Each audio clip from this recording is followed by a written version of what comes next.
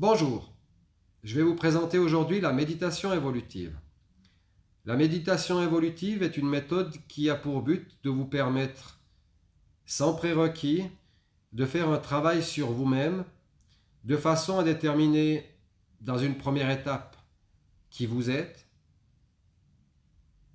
d'une manière très intérieure, vous qui vous regardez dans un miroir le plus objectif possible et qui arrivez à déterminer toutes les facettes en lumière et celles aussi que vous avez laissées un petit peu dans l'ombre, pour faire un bilan de ce que vous estimez être, qu'on met en perspective avec ce que les autres vous disent que vous leur apparaissez être, ce qui nous permet dans la deuxième étape de faire un bilan global, honnête de tout ce que vous êtes au niveau physiologique, psychologique, affectif,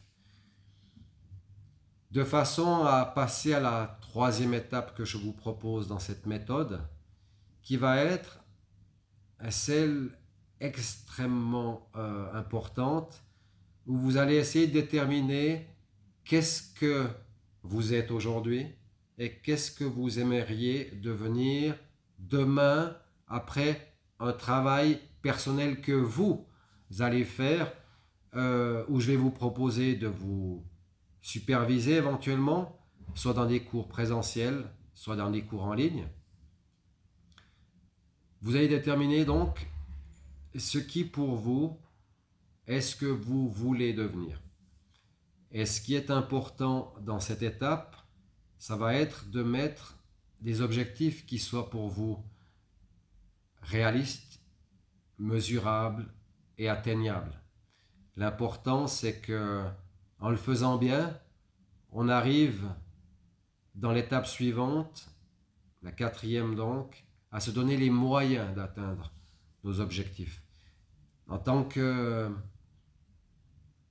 formateur d'adultes, souvent on m'a demandé de l'aide pour continuer un processus méditatif qui s'éternisait, où finalement les gens, souvent, je les ai vus revenir chez moi en me posant des questions parce qu'ils utilisaient des méthodes qu'ils avaient glanées comme ça dans des bouquins, dans des CD, sur YouTube ou que sais-je.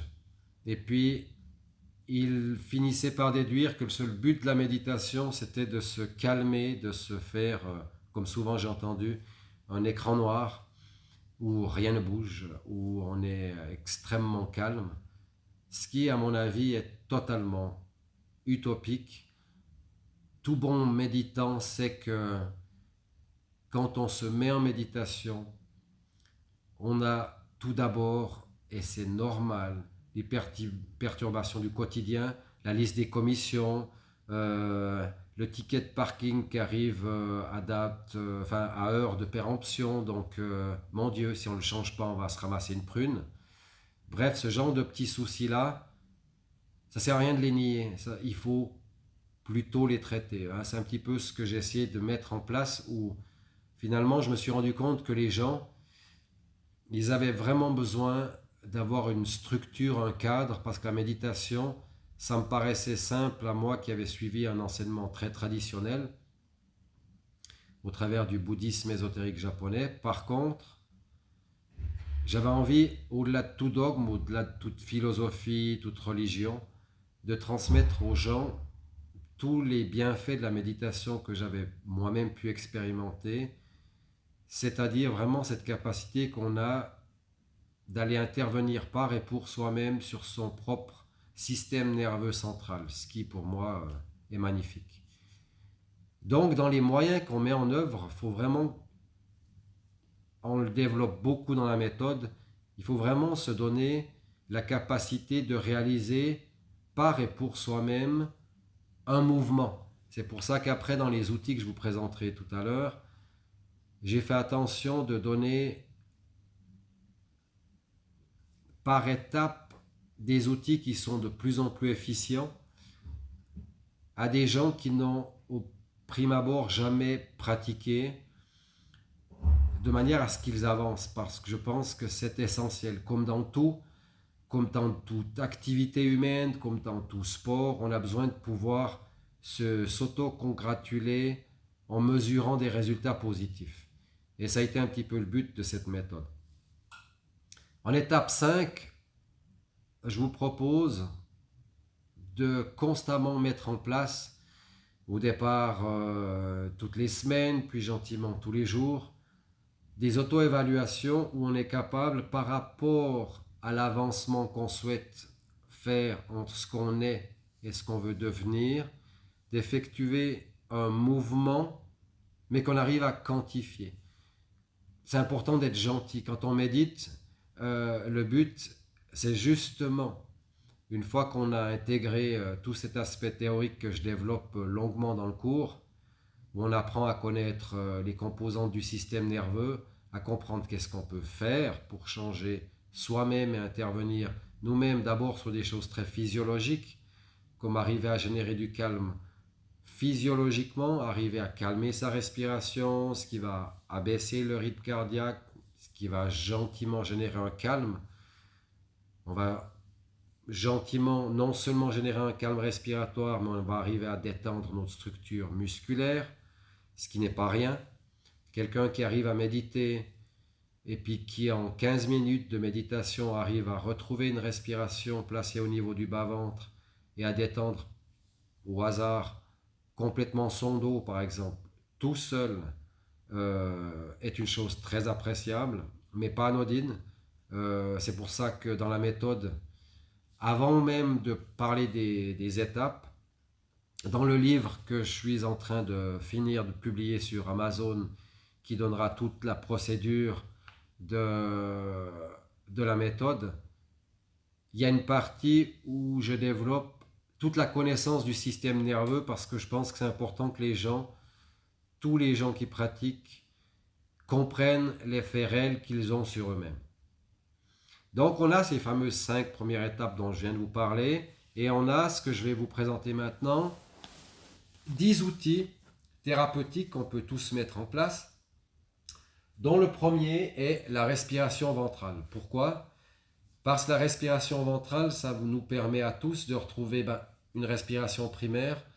Quand un enfant naît, il respire très très bas, il place sa respiration au niveau de son bas-ventre, ce qui physiologiquement est le moyen le plus direct de stimuler au maximum son diaphragme, ce qui nous permet d'inspirer et d'expirer au mieux, d'assimiler de l'oxygène et d'éliminer le gaz carbonique au mieux, ce qui n'est pas rien. Beaucoup de gens qui travaillent la respiration se rendent très vite compte qu'ils respirent très haut dans le thorax. On pourrait résumer en disant que plus je descends bas ma respiration au niveau de mes tripes, au niveau de mes hanches, mieux je suis. Plus je remonte, plus la situation de vie fait que ma respiration se place même au niveau de la gorge, plus j'hyperventile. Donc le but très physiologique, ça va être au départ, tout simplement dans une posture, comme je le disais au départ, qui ne doit pas forcément être contraignante. Ça veut dire, pour ceux qui, comme moi, sont à l'aise à genoux, ils peuvent le rester. En se mettant un coussin, ça peut être très confortable. Ou en posture du lotus pour les gens très souples. Cependant, dans les cours présentiels ou même en ligne, quand je coach des gens, je trouve qu'il n'est pas honteux de se permettre pendant une période de se coucher, même sur un tatami, sur un tapis de yoga, d'une manière confortable, à condition de ne pas dormir, mais surtout de se concentrer exclusivement sur la respiration, d'arriver à auto-générer son calme par l'équilibre, par l'équilibration, le rééquilibrage de ces deux phases, inspire, expire, qu'on arrive à rendre équitable, qu'on arrive à marier dans un équilibre qu'on détermine nous-mêmes. L'équilibre, c'est un rythme, c'est un volume, et ça, personne d'autre que vous ne peut le déterminer. C'est important de se faire coacher au départ, c'est pour ça que vous verrez après, quand je vous présenterai comment je vous propose éventuellement, si ça vous intéresse, de vous former en méditation évolutive. c'est important d'avoir quelqu'un qui vous suive au départ. Mais le but, c'est vraiment d'avoir une respiration le plus bas possible. Deuxième outil, pardon, je prends conscience de mon état intérieur. Ça paraît bête, mais beaucoup de gens, quand on leur pose la question « Qu'est-ce que tu éprouves? Comment te sens-tu ?» ne savent pas répondre. S'habituer à oser déterminer qui l'on est, c'est essentiel. Troisième outil qu'on développe, j'apprends et génère mon propre calme intérieur. On vient d'en parler avec la respiration. D'arriver à construire son calme comme d'une manière aussi tangible qu'un coureur à pied va construire un muscle cardiaque solide de par son effort cohérent qu'il va répéter au fil des semaines dans un programme prédéfini. Il va développer un cœur plus endurant, plus performant, qui va lui permettre de faire des plus grands efforts. De même, avec la méditation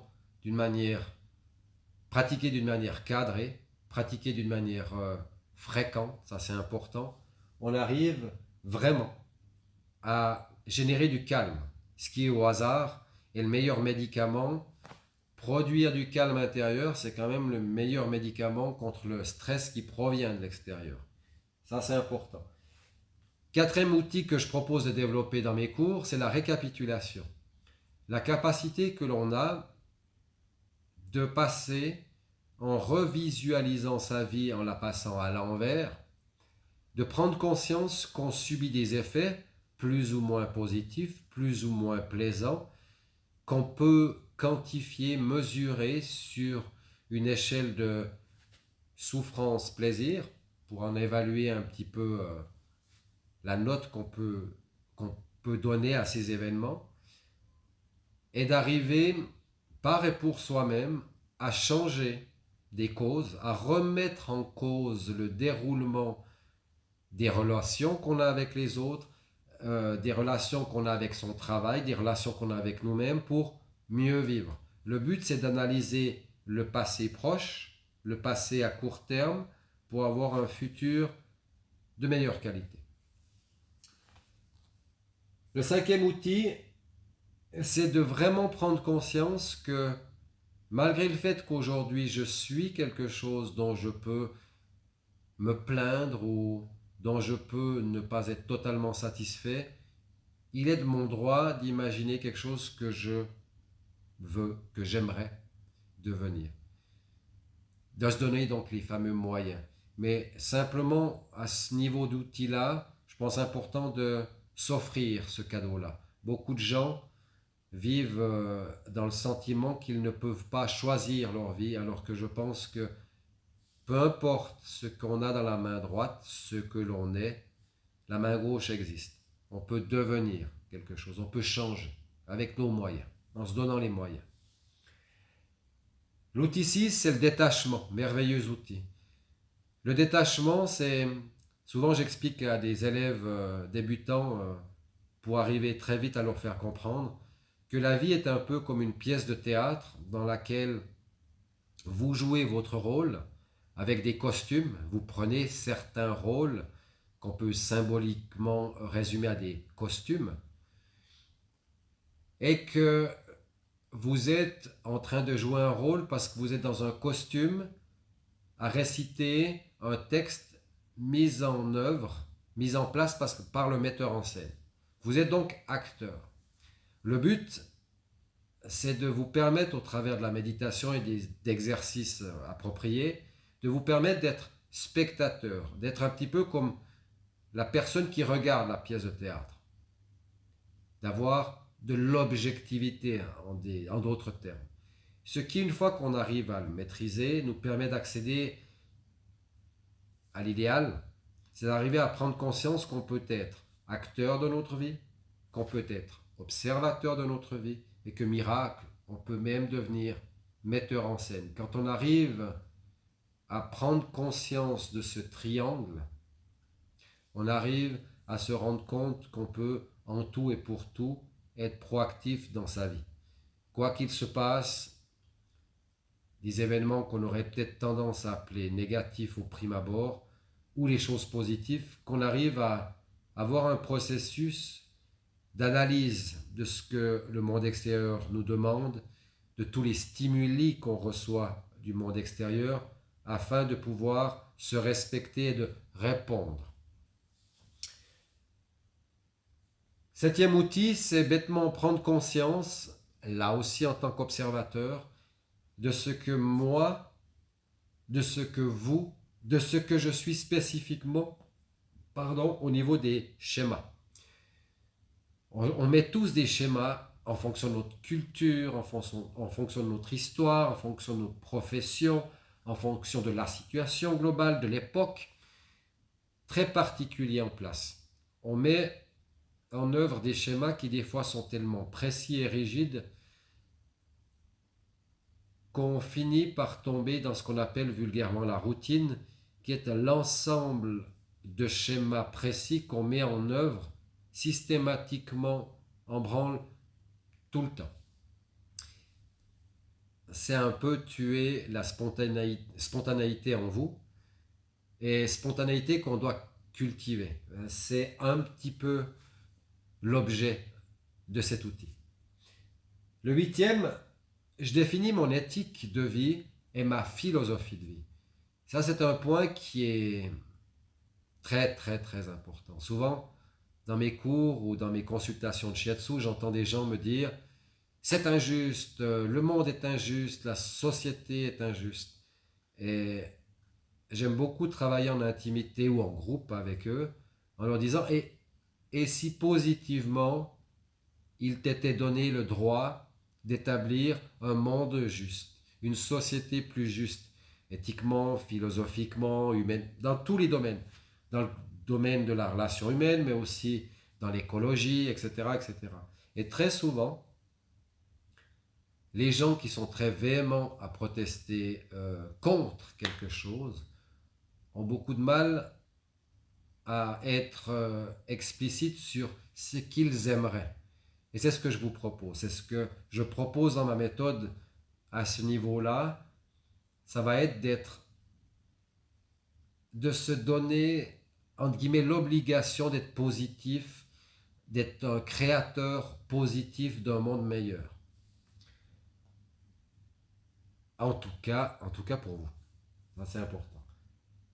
Peut-être pas pour la société en général, encore moins pour l'univers, mais déjà, si vous arrivez à déterminer qu'est-ce qui est mieux pour vous, vous arriverez peut-être à le produire au quotidien et d'avoir, c'est ce que je vous souhaite, le sourire en étant des femmes et des hommes heureux.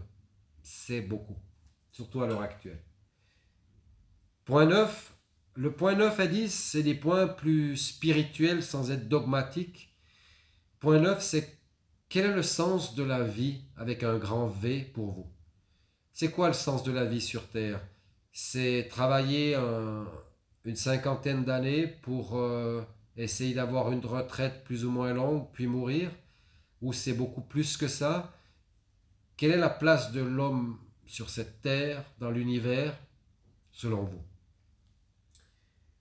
Et 10, c'est quelque chose d'un peu particulier, comme ça, pris de but en blanc quand on n'a pas médité. Ce que je propose aux pratiquants, c'est de se relier au vivant, d'arriver à, un petit peu comme nos téléphones mobiles se connectent entre eux parce qu'ils ont des connexions, nous aussi on a des connexions.